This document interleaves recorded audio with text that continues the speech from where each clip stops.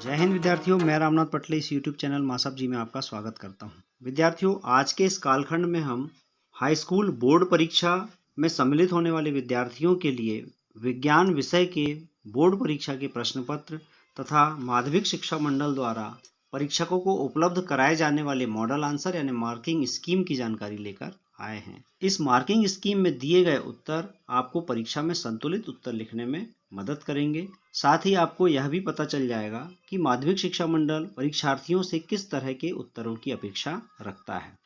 तो वीडियो को स्किप ना करते हुए अंत तक अवश्य देखें। साथ ही आग्रह है, अगर अभी तक आपने मासप जी को सब्सक्राइब नहीं किया है तो जरूर सब्सक्राइब कर लीजिए। साथ ही बेल आइकन को भी क्लिक कर लीजिए, जिससे कि मासप जी के आने वाले वीडियोस की नोटिफिकेशन आपको प्राप्त होती रहे। जैसा कि आप जानते हैं, आपका विज्ञान विषय का प्रश्न पत्र 75 अंकों का होता है और 25 अंकों का आपका प्रायोगिक कार्य होता है। इसमें प्रश्न क्रमांक 1 से 5 तक 30 वस्तुनिष्ठ प्रश्न होते हैं, जो कि प्रत्येक 1 अंक के होते हैं। तो आइए शुरू करते हैं। प्रश्न क्रमांक 1 से। प्रश्न क्रमांक 1, सही विकल्प चुनकर लिखिए। इसके अंतर्गत पहला प्रश्न है Fe2O3 धन 2Al क्रिया के पश्चात जो क्रियाफल है Al2O3 धन Fe। इस अभिक्रिया में हमको बताना है कि यह किस प्रकार की अभिक्रिया है। तो यहाँ पर सही उत्तर है डी, विस्थापन अभिक्रिया। दूसरा, अपच का उपचार करने के लिए निम्नलिखित में से किस औषधि का उपयोग होता है। तो यहाँ पर सही ऑप्शन है सी, एंटासिड। प्रश्न क्रमांक 3, लोहे के फ्राइंग पैन को जंग से बचाने के लिए निम्नलिखित में से कौन सी विधि उपयुक्त है। तो यहाँ पर सही उत्तर है सी, जिंक की परत चढ़ाकर। चौथा, ब्यूटेनॉन चतुर कार्बन यौगिक है जिसका प्रकार्यात्मक समूह है। तो यहाँ पर सही ऑप्शन है सी, कीटोन। पांचवा, पायरुवेट के विखंडन से यह कार्बन डाइऑक्साइड जल तथा ऊर्जा देता है, यह क्रिया होती है। तो यहाँ पर सही ऑप्शन है बी, माइटोकॉन्ड्रिया में। छठवां, दो तंत्रिका कोशिका के मध्य खाली स्थान को कहते हैं। तो यहाँ पर सही उत्तर है बी, सिनेप्स। अंग्रेजी माध्यम के विद्यार्थियों के लिए प्रश्न पत्र का यह इंग्लिश वर्जन। प्रश्न क्रमांक 2, रिक्त स्थानों की पूर्ति कीजिए। नंबर 1, हमारे द्वारा उत्पादित कचरे का निपटान एक गंभीर खालिस्तान समस्या है। यहाँ हम लिखेंगे पर्यावरणीय। दूसरा, सामान्य दृष्टि के वयस्क के लिए सुस्पष्ट दर्शन की अल्पतम दूरी लगभग खालिस्तान होती है 25 सेंटीमीटर। तीसरा, प्रकाश के प्रकीर्णन के कारण आकाश का रंग खालिस्तान प्रतीत होता है नीला। चौथा, विद्युत शक्ति का एसआई मात्रक खालिस्तान होता है वाट। पांचवा, विभवांतर की माप एक यंत्र द्वारा की जाती है जिसे खालिस्तान कहते हैं वोल्टमीटर। और छठवां, लघु पथन के समय परिपथ में विद्युत धारा का मान खालिस्तान जाता है। तो यहाँ हम लिखेंगे बहुत अधिक बढ़ जाता है। इंग्लिश मीडियम के विद्यार्थियों के लिए प्रश्नों का यह इंग्लिश वर्जन। प्रश्न क्रमांक 3, सत्य असत्य लिखिए। नंबर 1, दो चुंबकीय क्षेत्र रेखाएं एक दूसरे को प्रतिच्छेद करती हैं, असत्य। दूसरा, क्लोरोफ्लोरोकार्बन का उपयोग अग्निशमन के लिए किया जाता है, सत्य। तीसरा, वे पदार्थ जो जैविक प्रक्रम द्वारा अपघटित हो जाते हैं अजैव निम्नीकरणीय कहलाते हैं, असत्य। चौथा, डीएनए का पूरा नाम डीऑक्सीराइबोस न्यूक्लिक अम्ल होता है, सत्य। पांचवा, हाइड्रा को कई टुकड़ों में काट दिया जाए तथा प्रत्येक टुकड़ा विकसित होकर पूर्ण जीव का निर्माण करता है, इसे पुनरुद्भवन कहते हैं, सत्य। छठवां, ऊष्माक्षेपी रासायनिक अभिक्रिया में ऊष्मा का अवशोषण होता है, असत्य। प्रश्न क्रमांक 4, जोड़ी मिलाइए। कॉलम आ में पहले नंबर पर है संगमरमर। इसकी जोड़ी हम बनाएंगे बा के सी से CaCO3।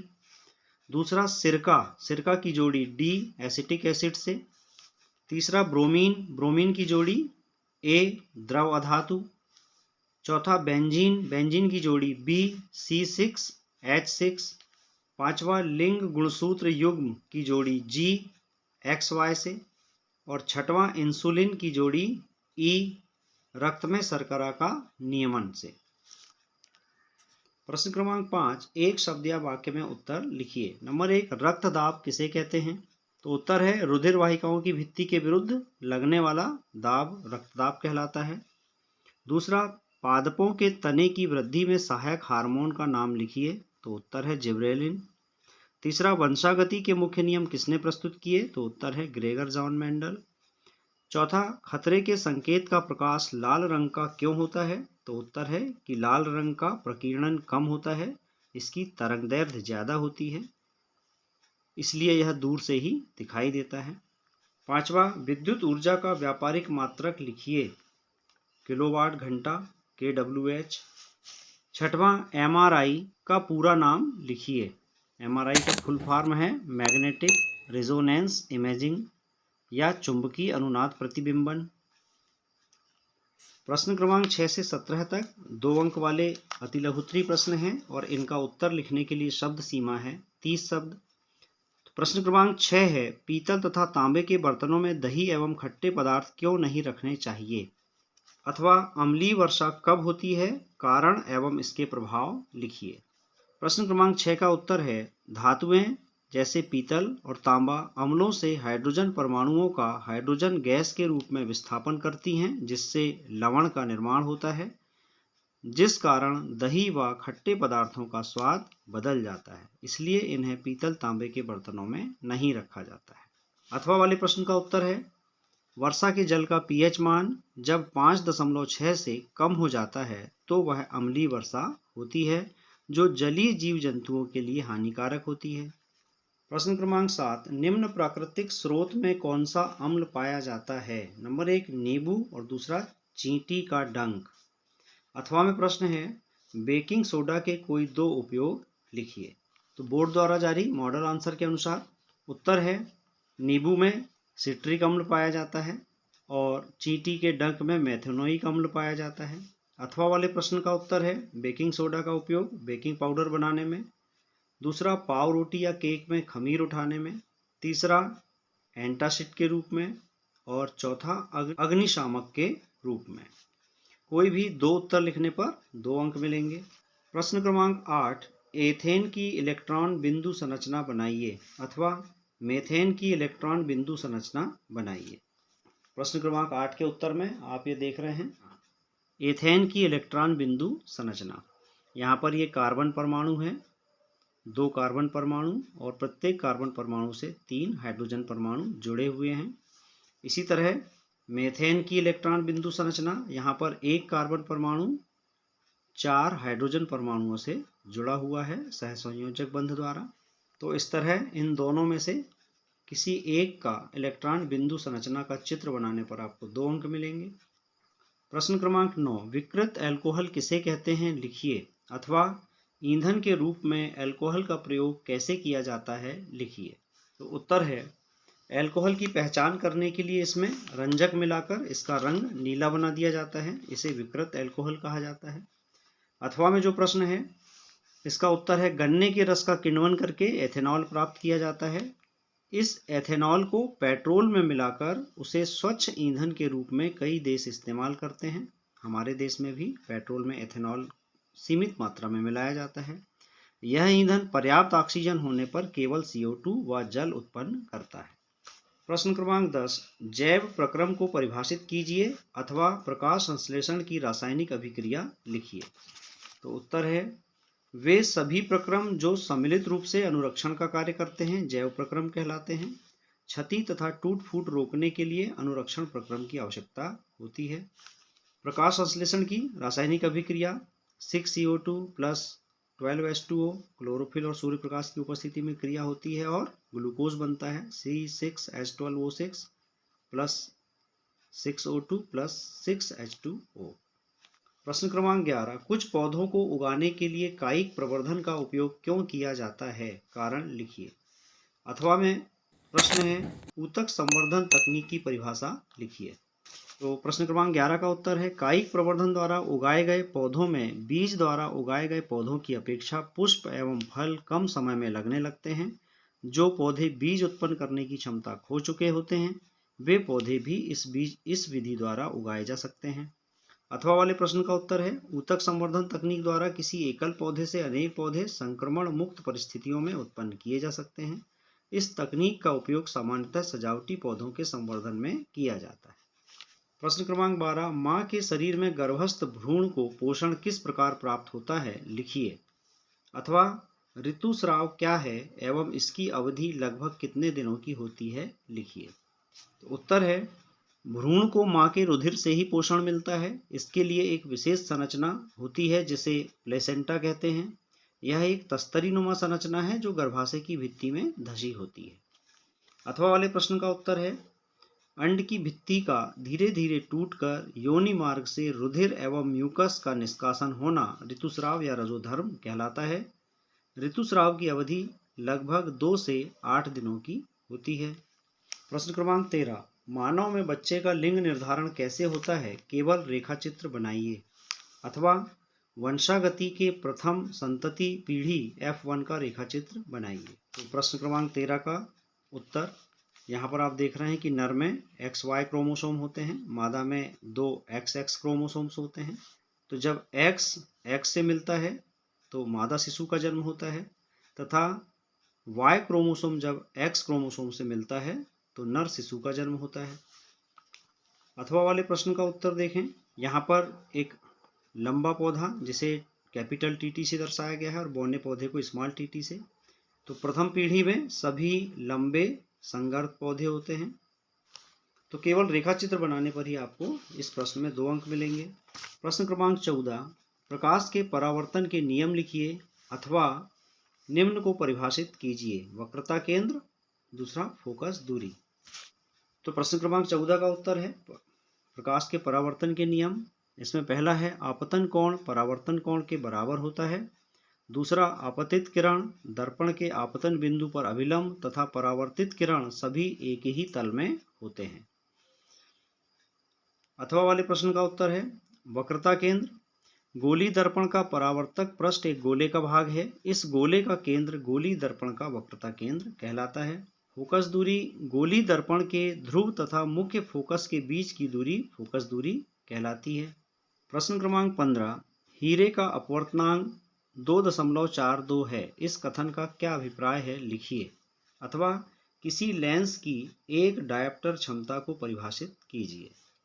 तो प्रश्न क्रमांक 15 का उत्तर, हीरे का अपवर्तनांक 2.42 है। इसका अर्थ है कि वायु में प्रकाश का वेग तथा हीरे में प्रकाश का वेग का अनुपात 2.42 है।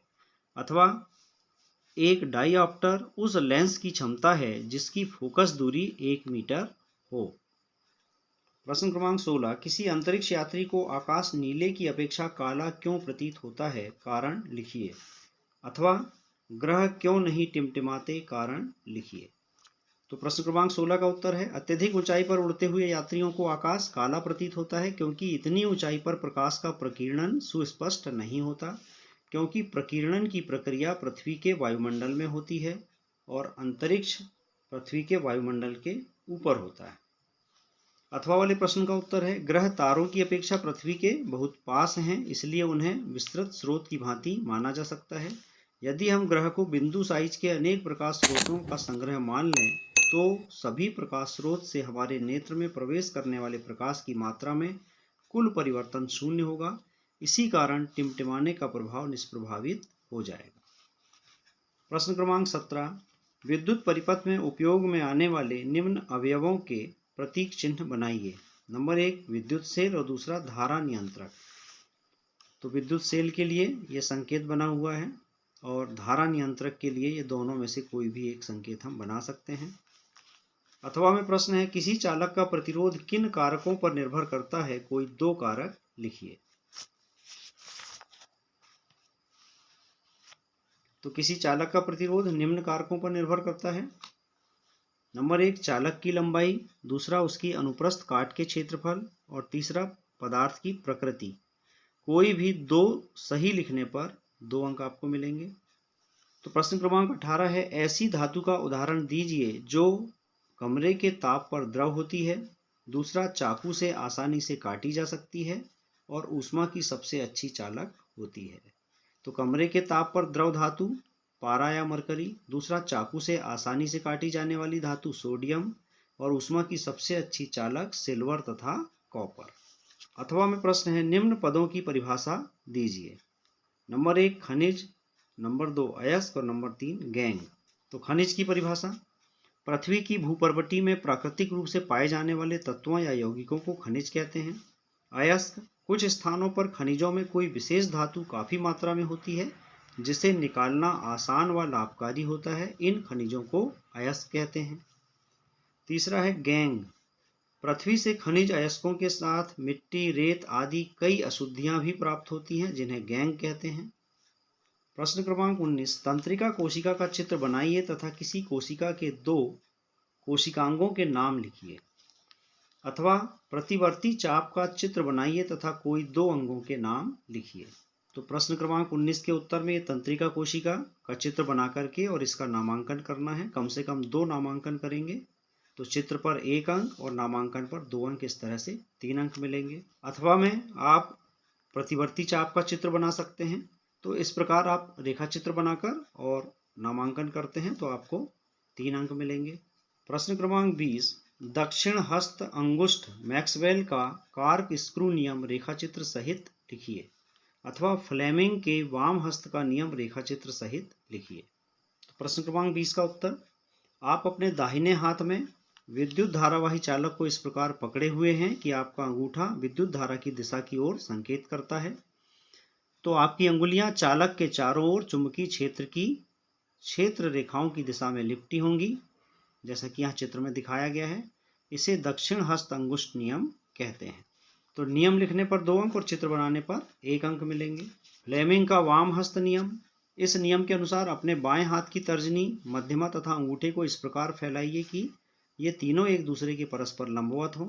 यदि तर्जनी चुंबकीय क्षेत्र की दिशा और मध्यमा चालक की दिशा में प्रवाहित विद्युत धारा की दिशा की ओर संकेत करती है तो अंगूठा चालक की गति की दिशा अथवा चालक पर आरोपित बल की दिशा की ओर संकेत करेगा। नियम लिख करके चित्र बनाने पर आपको 3 अंक मिलेंगे। ये जो नियम है कुछ इस तरह का होता है। यहाँ पर अंगूठा, तर्जनी और मध्यमा ये तीनों ही एक दूसरे के लंबवत होती हैं। क्रमांक 21, निम्न रासायनिक अभिक्रियाओं के प्रकार लिखिए। तो यहाँ पर जो पहली अभिक्रिया है, फेरस सल्फेट को ऊष्मा देने पर फेरस ऑक्साइड, SO2 और SO3 गैसें निकलती हैं। ये जो अभिक्रिया है वियोजन या अपघटन अभिक्रिया कहलाती है। दूसरी अभिक्रिया CaO यानी चूना और पानी की क्रिया, जिससे कि कैल्शियम हाइड्रोक्साइड बनता है और ऊष्मा उत्सर्जित होती है, यह संयोजन अभिक्रिया है। तीसरा Fe-CuSO4 आयरन की कॉपर सल्फेट विलयन से क्रिया, फेरस सल्फेट बनता है और कार्बन मुक्त होती है, तो ये विस्थापन अभिक्रिया है। चौथी जो अभिक्रिया है Na2SO4 जली विलयन और BaCl2 दोनों जली विलयन की रासायनिक अभिक्रिया होने पर BaSO4 धन 2NaCl, तो ये द्विविस्थापन अभिक्रिया है। प्रत्येक अभिक्रिया का आप सही नाम लिखते हैं तो आपको 1-1 अंक, इस तरह से 4 अंक मिलेंगे। अथवा में प्रश्न है, सोडियम सल्फेट की बेरियम क्लोराइड से क्रिया किस प्रकार की अभिक्रिया है, इसका समीकरण लिखिए। और इसी के अंतर्गत दूसरा है, कैल्शियम ऑक्साइड की जल के साथ क्रिया करने पर कौन सा उत्पाद बनता है, इस अभिक्रिया की रासायनिक समीकरण लिखिए।